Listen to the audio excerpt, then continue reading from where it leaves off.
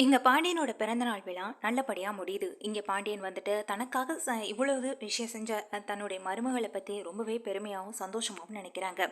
இதனால 3 பேர்கிட்டயும் நன்றி சொல்ல, "என்ன மாமா நீங்க இதுக்கெல்லாம் போய் நீங்க எங்களுக்கு அப்பா மாதிரி, அப்பா மாதிரி என்ன அப்பா தான். அந்த இடத்துல இருந்து நீங்க என்ன நல்லா அந்த இடத்துல இருந்து நீங்க எங்க எல்லாரையும் நல்லா கவனிச்சுக்கிறப்போ, நாங்க இத கூட உங்களுக்கு செய்யலன்னா எப்படி மாமான்னு?" சொல்லி, இங்க வந்து நம்ம மீனா, ராஜி, அப்புறம் தங்கமயிலு எல்லாரும் சொல்ல, இத கேட்ட எங்க பாண்டியனுக்கு ரொம்ப பெரிய சந்தோஷமா இருக்கு. அன்னைக்கு நாள் அவங்களுக்கு எப்பொழுதும் போல சந்தோஷமாவே போகுது. அடுத்த நாள் இங்க ராஜி யோசனையிலே உட்காந்துருக்காங்க. நம்ம அத்தைக்கிட்ட சொல்லி எத்தனை நாள் ஆயிடுச்சு. சரி மாமாவோட பிறந்த நாள் முடியட்டும் சொன்னாங்க. இப்போ பிறந்த நாளும் நல்லபடியா முடிஞ்சிருச்சு. இப்பனாலும் மாமா கிட்ட இந்த விஷயத்த பத்தி பேசலாமா இல்லையா? என்ன நினைச்சிட்டு இருக்காங்க அவங்க மனசுலன்னு தெரியலையே நினைச்சேங்க. ராஜி என்ன பண்றாங்கன்னா, கிச்சன்ல இருக்க கோமதியை நேரா பார்க்க போறாங்க. அங்க போனா கிச்சன்ல கோமதி இல்ல. அங்க தங்கமேல் சமைச்சிட்டு இருக்க. அத்தை எங்க அப்படின்னு சொல்லி கேக்குறாங்க. அத்தையா? அத்தை மாடியில துணி காய போட்டிருக்காங்கல்ல, அதை எடுக்க போயிருக்காங்கன்னு சொல்ல, சரி நான் போய் பார்த்துக்கிறேன்னு சொல்லிட்டு இங்கே வேகமாக போக, ராஜி அன்னைக்கே ஏதோ ஒரு விஷயத்தை பற்றி வீட்டில் சொல்லணும் பேசணும்னு சொல்லிட்டு இருந்தா. நிச்சயமாக டியூஷன் விஷயத்தை பற்றி பேசுகிறதுக்காக தான் வந்திருப்பா. இங்கே அத்தைகிட்ட பேசி அத்தையோட மனசை கரைச்சி எப்படியாவது நாம் இதுக்கு சம்மதம் வாங்கிடணும் அப்படின்ற ஒரு எண்ணத்திலே தான் ராஜி இருந்துட்டு இருக்கா. அதுக்கு நம்ம கண்டிப்பாக விடவே கூடாது. அப்படி ஒன்று நடந்துருச்சுன்னா நம்ம வீட்டில் இந்த நம்ம நிலைமை என்னாகிறது? ஏற்கனவே ஒரு 200 காசுக்கு எங்கள் மாமா முன்னாடி நம்ம கை கட்டி நிற்க வேண்டியதாக இருக்குது. அம்மா சொன்ன மாதிரி மொத்த பொறுப்பும் மொத்த பணத்தையும் நம்ம எல்லாருக்கும் எடுத்து கொடுக்குற ஒரு நிலைமைக்கு தான் நம்ம இங்கே வரணுமே தவிர, இங்கே ராஜி மீனான்னு எல்லாரும் வேலை பார்த்து சம்பாதிக்க ஆரம்பிச்சிட்டாங்கன்னா நம்ம வீட்டில் நமக்குன்னு இருக்கிற மதிப்பும் மரியாதைன்னு எதுவுமே இல்லாமல் போயிடும் அப்படின்னு யோசிக்கிறாங்க எங்கள் தங்கமேலும். அதனால் இங்கே ராஜி பின்னாடியே வேகமாக மொட்டை மாடிக்க ஓடுறாங்க. அங்கே தன்னுடைய அத்தை துணியெல்லாம் எடுத்துட்டு கீழே வர, பின்னாடியே எங்கள் தங்கமேலும் கீழே வராங்க. எங்க ராஜி பிறகு மீனான்னு சொல்லி எல்லாருமே எங்கள் கோமதியை கூப்பிட்டு வச்சு பேசிக்கிட்டு இருக்கேன். அப்போ ராஜி கேட்குறாங்க, என்னத்தை என்ன நினச்சிட்டு இருக்கீங்க? என் கண்ணில் படக்கூடாதுன்றதுக்காகவே காலையிலேருந்து என்கிட்ட தப்பிச்சு போயிட்டே இருக்கீங்க. இந்த வீட்டில் இருந்தும் நீங்கள் என்கிட்ட சரியாக கூட பேசவே இல்லைன்னு சொல்கிறப்போ, அப்படியெல்லாம் ஒன்றும் இல்லடி, எனக்கு இன்னைக்கு வேலை அதிகம் அப்படின்னு சொல்கிறாங்க. எப்பயுமே இந்த வீட்டில் தங்கமயில் அக்கா எல்லா வேலையும் இழுத்து போட்டு பார்த்துக்கிட்டு இருக்காங்க.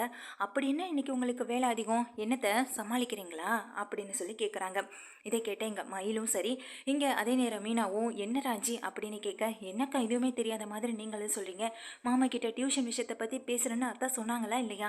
ஆனால் இப்போ வரைக்கும் அதை பற்றி எதுவுமே எங்கள் மாமா கிட்ட பேசவே இல்லை. என்னக்கா நீங்களும் அதை பற்றி எதுவுமே பேச மாட்டீங்கன்னு சொல்ல, ஆமாம்மா எங்கள் மாமாவோடைய பிறந்தநாள் விழா முடிஞ்சதும் பேசுகிறேன்னு சொன்னீங்கல்ல அத்தை, இன்னமும் என்னத்தை பண்ணிட்டு இருக்கீங்கன்னு சொல்லி கேட்க, என்ன மீனா எங்கள் ராஜி தான் சின்ன பொண்ணு, ஏதோ தெரியாமல் பேசிக்கிட்டு இருக்கானா, நீங்களும் அவளுக்கு சப்போர்ட் பண்ணிக்கிட்டு இருக்கீங்க. ஏற்கனவே டியூஷன் விஷயத்தால் வீட்டில் எவ்வளோ பெரிய பிரச்சனை போனது. எங்கள் மாமாவும் எல்லாருமே உங்ககிட்ட ஒரு வார்த்தை கூட பேசாமல் இருந்தாங்க.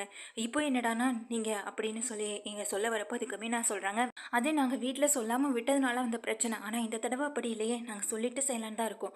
ஏற்கனவே நீங்கள் இதில் தலையிடாமல் இருந்திருந்தா இந்நேரம் இந்த பிரச்சனையே வந்திருக்காது அக்கா. நீங்கள் கொஞ்சம் அமைதியாக இருங்கக்கான்னு மீனா சொல்லும்போது, அதுக்கு இல்லை மீனா, இங்கே நீங்கள் அத்தைக்கிட்ட இவ்வளோ கண்டிஷனாக பேசுகிறப்போ எனக்கு எவ்வளோ கஷ்டமாக இருக்குது தெரியுமா? அன்னைக்கு உங்களை நான் கஷ்டப்பட்டு இங்கே அத்தைக்கிட்ட பேச வச்சேன். இன்னைக்கு நீங்கள் என்னடானா அத்தையவே மிரட்டுறீங்க. இதெல்லாம் நல்லாவே இல்லை அப்படின்னு சொல்கிறாங்க. அக்கா எல்லாமே எங்களுக்கு தெரியும், நீங்கள் கொஞ்சம் அமைதியாக இருங்க, அதுவே எங்களுக்கு போதும் அப்படின்னு இங்கே ராஜியே சொல்கிறாங்க. ராஜி மீனா இப்படி பேசுகிறத கேட்ட நம்ம தங்கமேலு, இதுக்கப்புறம் இதை இப்படியே விட்டுறக்கூடாதே அப்படின்னு நினச்சிட்டு, சரி நான் கீழே போகிறேன் நீங்கள் வாங்கன்னு சொல்ல, நில்லுங்க இப்போ எங்கே போகிறீங்க?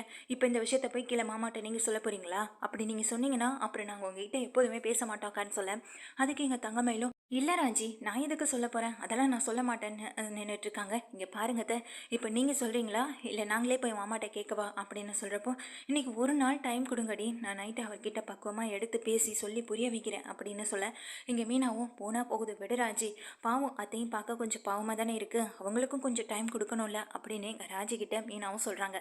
சரிக்கா இன்றைக்கி ஒரு நாள் தான் உங்களுக்கு டைம், நாளைக்கு எங்கள் மாமா கிட்டேருந்து சம்மதம் வாங்கி தரீங்க அப்படின்னு சொல்லிட்டு எங்கள் ராஜி மீனா 2 பேரும் கீழே போக, இவளுங்களை எப்படி சமாளிக்கிறதுனே தெரியலையே அப்படின்னு புலம்பிக்கிட்டு பின்னாடியே கோமதியும் வர, அதுக்கு பிறகு எங்கள் தங்கமேலும், ஐயோ இந்த வீட்டில் திரும்பவும் டியூஷன் விஷயமா கண்டிப்பாக மாமா ஒத்துப்பாரா? ஏன்னா இப்போ இவங்கெல்லாம் கிஃப்டெல்லாம் வாங்கி கொடுத்து மாமாவோட மனசே மாற்றிருப்பாங்க. கண்டிப்பாக மாமா இதெல்லாம் மாறிட்டார்னா என்ன பண்ணுறது? மாமா கிட்டே நம்ம இப்போ இந்த விஷயத்த சொல்லவும் முடியாது. அதை எப்படி அவருக்கு நம்ம எடுத்து சொல்கிறதுன்னு தெரியலையே அப்படின்னு எங்கள் தங்கமேல புலம்பிட்டு இருக்காங்க. தங்கமேல அன்னைக்கு நைட்டு சரியாக தூங்காமல் உட்காந்துருக்க, என்ன மயிலு என்ன யோசனையில் இருக்குது அப்படின்னு சொல்லி இங்கே சரவணனும் கேட்குறாங்க. சரவணன் கேட்குறதுக்கு எங்கள் மயிலும் உடனே வந்துட்டு இங்கே ராஜி மீனா அப்புறம் கோமதியத்தை இவங்க எல்லாம் பண்ணுற விஷயத்த சொன்னதுமே திரும்பவும் டியூஷன் விஷயத்தை பற்றி பேச போகிறாங்களா? அப்படியா? நீ சொல்கிறது என்னால் ஏற்றுக்கவே முடியலையே. இப்போ என்ன பண்ணுறது அப்படின்ற மாதிரி சரவணன் சொல்ல, பேசாமல் நம்ம இதை மாமா கிட்ட சொல்லிடுவோமா அப்படின்னு கேட்குறாங்க. அது ரொம்ப தவறு மயிலு. இது என்ன மயிலே, எந்த விதத்தில் நியாயம், நீயே சொல்ல பார்க்கலான்னு சொல்லி சரவணன் கேட்க, அதுக்கு எங்கள் தங்க மயில் கிட்ட பதிலே இல்லாமல், அது இல்லை மாமா, மாமா இப்போ தான் பாவம் கொஞ்சம் கொஞ்சமாக அந்த பிரச்சனையிலேருந்து மீண்டு இப்போ தான் ஓரளவுக்கு சரியாகி வந்துகிட்டு இருக்காரு. திரும்பவும் எதுக்காக இந்த ராஜி டியூஷன் எடுக்கிறேன்னு சொல்லி அவர் முன்னாடி போய் நின்று அவரை கஷ்டப்படுத்திக்கிட்டே இருக்கணும். எனக்கு அதான் மாமா இப்போ வரையும் புரிய மாட்டேங்குது. ஏன் கதிர் செலவு பண்ணால் அதை ராஜி ஏற்றுக்கவே மாட்டாங்க. கதிரும் ராஜியும் காதலிச்சு தானே கல்யாணம் பண்ணிட்டு வந்தாங்க. அப்படி இருக்கும் பொழுது கதிர்கிட்ட இவங்க எதுக்காக இப்படி நடந்துக்கிறான், எனக்கு அதான் மாமா இப்போ வரைக்கும் புரியவே இல்லை அப்படின்னு சொல்லி கேட்க, அதுக்கு இங்கே ராஜியை பற்றி சொல்கிறாங்க. ராஜியை பற்றி உனக்கு தெரியாது. ராஜி எதிர்த்த வீட்டில் இருந்தாலும் சின்ன வயசுலேருந்து நாங்கள் அவளை பார்த்துக்கிட்டே தான் இருக்கோம். அவள் எப்படி மாதிரி எந்த மாதிரி இருப்பான்றது எங்களுக்கு நல்லாவே தெரியும் மயிலு. நீ இப்போ புதுசாக பார்க்குறதுனால அவளை பற்றி உன்னால் புரிஞ்சுக்க முடியல, அவ்வளவுதான். இங்கே ராஜி தான் பிடிச்ச, அதாவது தான் செய்யணுன்ற ஆசைப்பட்ட விஷயத்த செஞ்சே தருவான்.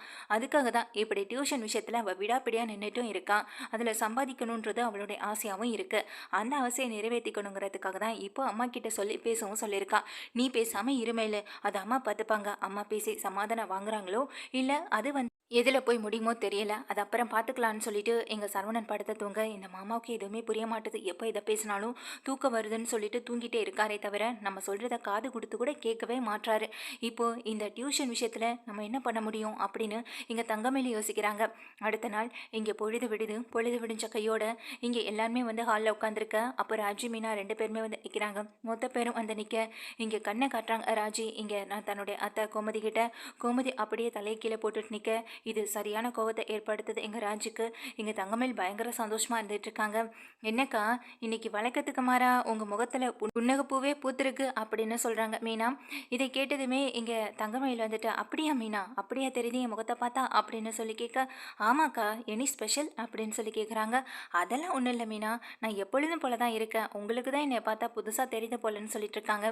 அங்கே நிற்கிற சரவணனும் சரி நான் போயிட்டு கிளம்புறேன், இன்னைக்கு முக்கியமான கஸ்டமர்ஸ் வரணும்னு சொல்லியிருக்காங்க, நான் அவங்களுக்கு போயிட்டு பொருளெல்லாம் எடுத்து கொடுக்கணும் அப்படின்னு சொல்லி இங்கே தங்கமேல் கிட்ட சொல்லிட்டு அவர் கிளம்பிட்டு இருக்காரு உள்ளே போயிட்டு. அப்போது இங்கே உள்ளே போகிற தங்கமேலும் மதிய சாப்பாடு கொண்டு வரட்டுமான்னு சொல்லி கேட்டுக்கிட்டு இருக்க, ஆமாம் மயிலு இன்னைக்கு மதியம் கொண்டு வந்துடுன்னு சொல்லிட்டு இருக்காங்க. சரிங்க மாமா நீங்கள் போயிட்டு வாங்கன்னு சொல்லி இங்கே அனுப்பி வைக்கிறாங்க. அதுக்கு இடையில இங்கே பார்த்தீங்கன்னா இங்கே அதுக்கிடையில் எங்கள் கோமதியும் பாண்டியன் கிட்ட ஒரு வார்த்தை கூட பேசாமல் அப்படியே அமைதியாக நின்றுட்டுருக்கேன். என்னக்கா இன்னைக்கு நீ என்ன இவ்வளோ அமைதியாக இருக்க, லொடன்னு ஏதாவது பேசிக்கிட்டே இருப்பியே அப்படின்னு பழனிவேல் கேட்க, நீ வேற சும்மா இருடா அப்படின்னு சொல்லிட்டு இருக்காங்க. ஏப்பா ராஜி உனக்கு படிப்பு முடிய இன்னும் எத்தனை வருஷம் இருக்குது அப்படின்னு சொல்லிங்க பாண்டியன் கேட்க, அப்போ உள்ளே நின்றுட்டு இருந்த தங்கமயில் ஓடி வெளியில் வராங்க. வெளியில் வரவங்க அப்பாடா மாமா ஒரு வழியாக பேச ஆரம்பிச்சிட்டாரு அப்படின்னு சொல்லி யோசிக்கிறாங்க. ஏன்னா நேற்று நைட்டு எல்லாருமே தூங்கினதுக்கு பிறகு இங்கே கணக்கு வழக்கு பார்த்துக்கிட்டு இருந்த பாண்டியன் கிட்ட போய் எங்கள் தங்கமேல் பேசியிருக்காங்க. மாமா ஒரு முக்கியமான விஷயத்தை பற்றி சொல்லணும், ஆனால் அதை நீங்கள் தப்பாக நினச்சிக்க கூடாது என்னை பற்றி. என்னடா இந்த நேரத்தில் எங்கள் தங்கமேல் இப்படி சொல்கிறாளே நினைக்காதீங்க, ஏன்னா எனக்கு தூக்கமே வரமாட்டுது. இந்த வீட்டில் எது நடந்தாலும் உங்ககிட்ட சொல்லுவேன்ல, அதே போல் தான் இதுவும். திரும்பவும் ராஜை டியூஷன் எடுக்கணும்னு சொல்லி எங்கள் வீட்டில் அத்தைக்கிட்ட பேச சொல்லிகிட்டே இருக்காங்க. அத்தையும் உங்ககிட்ட பேசுகிறதுக்கு தயங்கி இருந்துகிட்டே இருக்காங்க. பின்ன இது திரும்பவும் பிரச்சனையாக வந்துருமோன்ற ஒரு பயத்தில் தான் உங்ககிட்ட இந்த விஷயத்த சொல்லலான்னு வந்த மாமா அப்படின்னு சொல்கிறாங்க. நான் தான் இந்த விஷயத்த உங்ககிட்ட சொன்னேன்னு நீங்கள் வேறு யார்கிட்டையும் சொல்லிடாதீங்க மாமான்னு சொல்லிட்டு இங்கே தங்கமயிலும் உள்ளே போய்ட்றாங்க. அடுத்த நாள் தான் இங்கே ஹாலில் உட்காந்துருக்கப்போ பாண்டியன் கேட்குறாங்க ராஜிக்கிட்ட. அந்த நேரத்தில் தான் தங்கமயிலும் ஓடி வெளியில் வராங்க. படிப்பை பற்றி பேச ஆரம்பிச்சிட்டாங்க. நேற்று மாமா கிட்டே நம்ம போட்டு கொடுத்தது கொஞ்சம் கொஞ்சம் ஒர்க் அவுட் ஆகுது, கண்டிப்பாக அவர் முடியவே முடியாதுன்னு தான் சொல்ல போகிறாரு அப்படின்னு நினச்சிட்டு ரொம்ப சந்தோஷமாக இருந்துட்டு இருக்காங்க. ஏன்பா ராஜி உனக்கு என்ன படிப்பு முடிய எவ்வளோ வருஷம் இருக்குது அப்படின்னு சொல்லி கேட்குறாங்க. என்ன மாமா இப்போ நான் தேர்ட் இயர் தானே மாமா படிக்கிறேன், இந்த தேர்ட் இயர் முடிக்க ஒரு 6 மாதம் இருக்கு மாமா அப்படின்னு சொல்கிறாங்க. அவ்வளோதான் இருக்காப்பா அப்படின்னு கேட்க, அதுக்கப்புறம் என்ன பண்ணலான்னு இருக்குன்னு சொல்லி கேட்க, நானும் இங்கே அக்கா மாதிரி கவர்மெண்ட் எக்ஸாம்க்கு எழுத போகிறேன், அதில் படித்து பாஸ் பண்ணி அதுக்கு பிறகு அக்கா மாதிரியே கவர்மெண்ட் ஜாப்புக்கு நானும் போக போகிறேன் அப்படின்னு சொல்கிறாங்க. அதான் உனக்கு ஆசையம்மா, அப்படி படிக்கணும்னு சொன்னால் நானே உன்னை படிக்க வைக்கிறேன் அப்படின்னு சொல்கிறாங்க.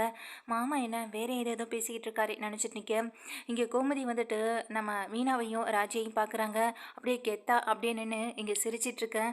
அத்தை அப்போ பேசிட்டிங்களா மாமாட்ட அப்படின்ற மாதிரி செய்கையில் அங்கே நின்று மீனா கேட்க, அதுக்கு இங்கே கோமதியும், அப்புறம் கோமதினா என்ன சும்மாவா, உன் மாமாவை என்னால் வழிக்கு கொண்டு வர முடியாதுன்னு நினச்சிட்டியாடி அப்படின்னு இங்கே 2 பேரும் சைகைகளே பேசிக்க, என்னக்கா என்ன நடக்குது இங்கன்னு எங்கள் ராஜி கேட்க, உடனே எங்கள் மீனாட்ட கேட்குறாங்க நம்ம பாண்டியனும், என்னம்மா மீனா அக்கா, நீ வந்துட்டு கோச்சிங் சென்டர் போனேன்னு சொல்லிட்டு போன வாட்டி ஏமாத்துற மாதிரி இந்த தடவை என்னை யாரும் ஏமாத்திர மாட்டீங்களேன்னு சொல்லும்போது, அப்படியெல்லாம் ஒன்றும் இல்லை மாமா, நாங்கள் உங்களை ஏமாத்தணுன்ற எந்த ஒரு எண்ணமும் எங்களுக்கு கிடையாதுன்னு சொல்கிறாங்க.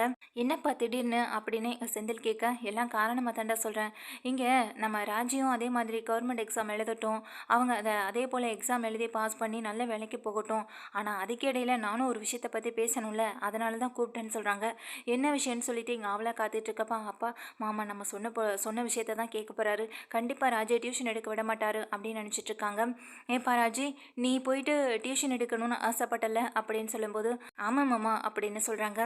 சரிப்பா ராஜி, நேற்று இந்த குடும்பத்துக்காகவும் எல்லாருக்காகவும் நீ அங்கே உங்கள் அப்பா அப்புறம் சித்தப்பா எல்லாரையும் எதிர்த்து நின்று கேள்வி கேட்ட, அவங்களுக்கு இங்கே நம்ம குடும்பத்துக்கு எந்த கெட்ட பேரும் வந்துடக்கூடாதுன்றதில் உறுதியாக நின்று அவங்களை எப்படியெல்லாம் பேசணுமோ அந்த அளவுக்கு கேள்வி கேட்ட அசிங்கப்படுத்தின அந்த ஒரு கேள்வியிலே போதுமா அவங்க இனிமே வாயை திறக்க மாட்டாங்க.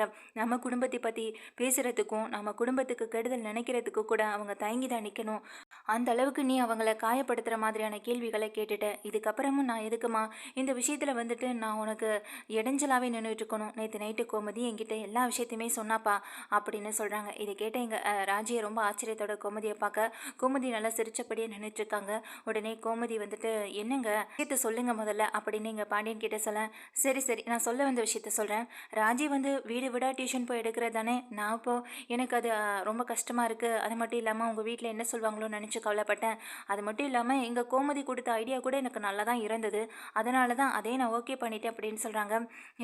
என்ன விஷயம்னு சொல்லி கேட்க, நீ எதுக்குப்பா வீடு வீடாக போய் டியூஷன் எடுக்கணும், பேசாமல் ஆரம்பத்தில் இங்கே பசங்க வந்த மாதிரி நீ வீட்டிலே இந்த டியூஷன் எடு, யார் என்ன சொல்கிறாங்கன்னு நானும் பார்த்துக்கிறேன். நீ பேசினதுக்கு பிறகு ஒரு வார்த்தை கூட உங்கள் வீட்டிலேருந்து உனக்கு எதிராக இங்கே வரப்போகிறது கிடையாது. அப்படி இருக்கப்போ நீ எதுக்கும் கவலைப்பட வேண்டிய அவசியம் இல்லை அப்படின்னு சொல்கிறாங்க பாண்டியனும். இதை கேட்டு எங்கள் தங்கமயிலுக்கு பயங்கர அதிர்ச்சி ஆகுது. உடனே எங்கள் பாண்டியன் தங்கமயிலை பார்க்குறாங்க. இந்த குடும்பத்துக்காக நல்லதுன்னு நினச்சி இங்கே தங்கமயிலும் நிறைய விஷயங்களை இந்த குடும்பத்துக்காக பண்ணிகிட்ருக்கு. அந்த வகையில் எனக்கு 3 மருமகள் கிடைச்சது ரொம்ப பெரிய விஷயம். டியூஷன் விஷயத்தை பற்றி சொல்லக்கூடாதுன்னு நினச்சாலும் இங்கே இதனால் எந்த பிரச்சனையும் வந்துடக்கூடாதுன்னு தங்கமயில் இன்னொரு பக்கம் யோசிச்சது சரிதான். நேற்று நைட்டு நீ என்கிட்ட வந்து சொல்கிறதுக்கு முன்னாடியே உன் அத்தை கோமதி எல்லா விஷயத்தையும் என்கிட்ட பேசிட்டாப்பா. ஆனாலும் நீயும் இந்த விஷயத்த வீட்டில் மறைக்கக்கூடாதுன்னு வந்து சொன்ன பற்றியா, அதனால் உனக்கும் வந்துட்டு நான் வேணா ஒன்று சொல்கிறேன் கேட்பியாப்பா அப்படின்னு சொல்லி கேட்குறாங்க. என்ன மாமா அப்படின்னு சொல்லி கேட்க, இங்கே ராஜி மட்டும் டியூஷன் எடுக்க வேணாம், நீயும் கூடவே சேர்ந்து எடுப்பா. ஏன்னா இந்த தனியாக எடுக்கிறது ராஜிக்கும் கஷ்டமாக தான் இருக்கும். ஒரு வீட்டுக்கு போய் ராஜி எடுத்தப்போ அது 2 பசங்களோட முடிஞ்சிடும். ஆனால் வீட்டுக்குன்னு பார்த்தா 4-5 பசங்க இல்லை 10 பசங்க வரைக்கும் கூட இங்கே டியூஷன் எடுக்கிறதுக்கு டியூஷன் கற்றுக்கிறதுக்கு வரலாம். கூட நீயும் சேர்ந்து இங்கே ராஜிக்கு உதவியாக இருந்தா நீயும் இதில் சம்பாதிச்ச மாதிரி இருக்குல்ல அப்படின்னு சொல்கிறாங்க. இதை கேட்டு எங்கள் தங்கமேல் ரொம்ப அதிர்ச்சியாக இருக்க, சரி கோமதி கடைக்கு ரொம்ப டைம் ஆயிடுச்சு, வாடா கிளம்பலாம் அப்படின்னு எங்கள் செந்திலை கூட்டிகிட்டு கிளம்ப, நினச்சதை கடைசியில் சாதிச்சிட்டலடி அப்படின்னு எங்கள் கோமதியை நின்றுட்டுருக்கேன்.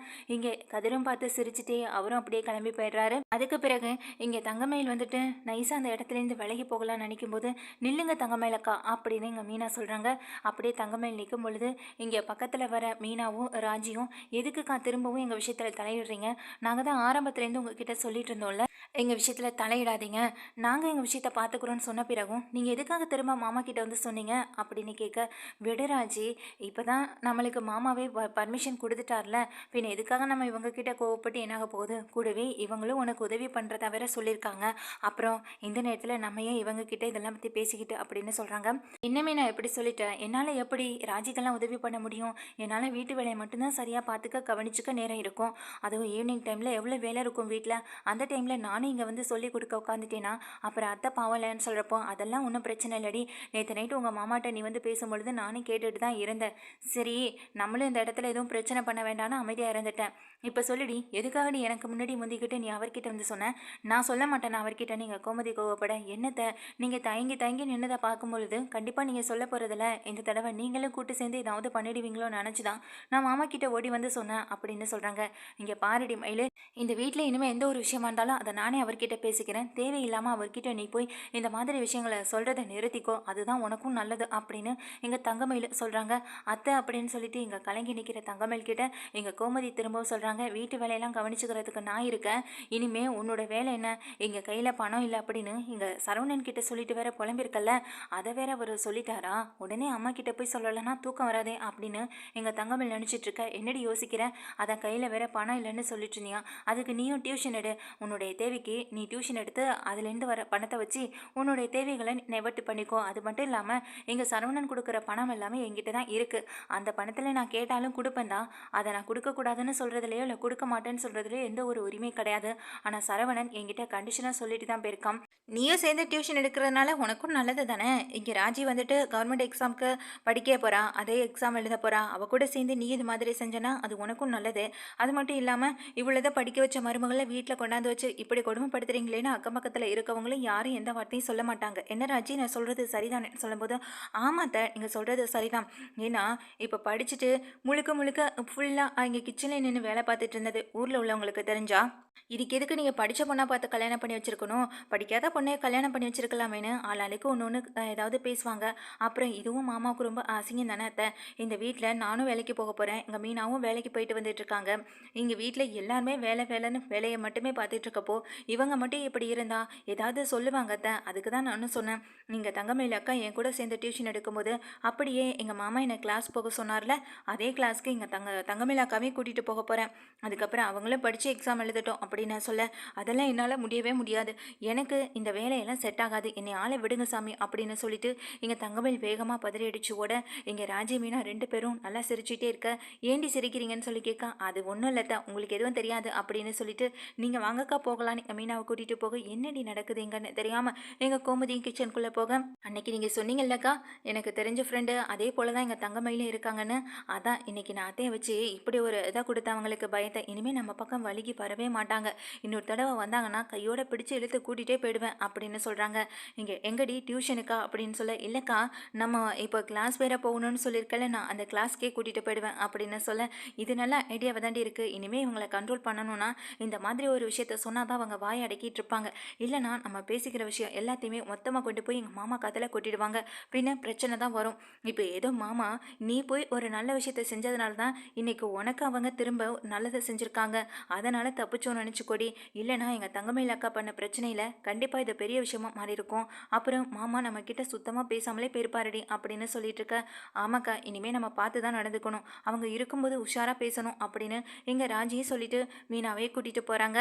பாவம் தங்கமயிலுக்கு தான் பதட்டம் கொஞ்சம் கூட குறையவே இல்லை, டியூஷன் ஆரம்பிக்க போகிறாங்க, நம்மளை வேற எடுக்க சொல்கிறாங்க, கிளாஸ்க்கு வேற போக சொல்கிறாங்க, ஐயோ நான் என்ன பண்ணுவேன்னு தெரியாமல் எங்கள் தங்கமயில் பதட்டத்தில் அப்படியே கண்ணெல்லாம் கலங்க ஆரம்பிச்சிடுது, கையெல்லாம் நடுக்க ஆரம்பிக்க, அங்கே உள்ள ரூம்லேயே உட்காந்துடுறாங்க, வெளியில் வர்றதுக்கு கூட பயந்துக்கிட்டு, மீனா ராஜியை பார்க்குறதுக்கு பயந்துக்கிட்டு அவங்க ரூம்லேயே இருந்துடுறாங்க.